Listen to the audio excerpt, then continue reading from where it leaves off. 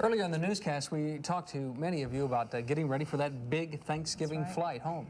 You're about to learn something that may surprise you. The plane you could be flying on tomorrow might be as old as 20 years. On the eve of one of the busiest travel days of the year, should you be concerned for your safety and the safety of your family? Len Clements did some checking into that and joins us now live from Sky Harbor Airport. Len, what did you find out? June, this is interesting. 1 out of 4 airliners now in U.S. passenger service is more than 20 years old. Just how long can they keep these older planes flying? The answer seems to depend on who you ask.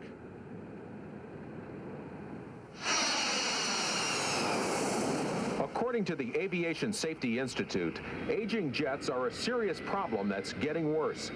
Airlines and the FAA consider older planes safe if they are properly maintained. But the ability to catch fatal flaws before it's too late is at the center of this debate. Older airplanes like this face a problem known as cumulative metal fatigue. If you take a paper clip, bend it back and forth enough times, sooner or later it's going to break. The problem with an airplane like this is accurately predicting exactly where and when it will break. Airplanes are tested well beyond their limits before a new design enters service.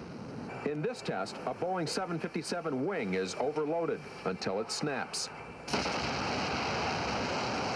Despite rigorous testing, structural failures tied to aging have occurred.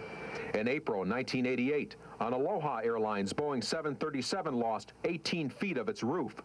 A flight attendant was swept out of the aircraft. 8 others suffered serious injury. The cause? Cumulative metal fatigue in the second oldest 737 flying at that time. That drove home the point that some of the inspection procedures used and the tools available to do the inspections were not really doing the job. Another accident in 1981 involving a 737 in Taiwan killed 110 people. Corrosion, the rust-like deterioration of that aging jet, was the culprit. Airlines now use sophisticated test equipment to identify faulty parts. 4 bolts like this hold a jet engine on the wing of an airplane. This one is cracked, but you cannot see the problem with the naked eye. Technicians use electromagnetic probes to check suspect parts.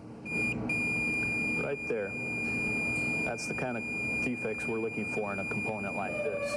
But the Aviation Safety Institute predicts a shortage of qualified technicians to carry out these expensive, time-consuming inspections as the jet fleet continues to grow older. But airlines insist their planes are safely maintained. Some aging airliners end up here at this desert boneyard between Phoenix and Tucson. Many of these planes will fly again.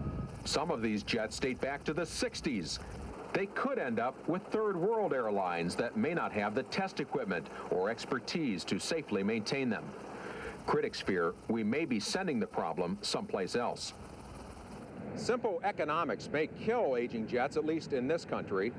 As the new rules go into effect following the Aloha Airlines accident, the cost of maintaining these older planes continues to go up. It may reach a point, June, where airlines find it more cost-effective to replace the aging jets with new ones. But until that happens, the aging aircraft controversy will remain a cause for concern among many aviation experts. Well, Len, you've been a pilot for how many years? Close to 20 years now. What's your feeling on this? Well, personally, June, I would not hesitate for a moment to hop on any jet aboard any U.S.-based airline, but I may think twice in some other third-world countries. But we're really talking about 5, 10, 15 years down the road. Will airliners like this continue to fly? That may be a cause for concern later on, primarily. All right, thank you, Len. I'll take Len's word for it. For a lot of you, air travel is more than just a holiday thing. Absolutely. So you're probably sitting at home wanting to know who has the youngest overall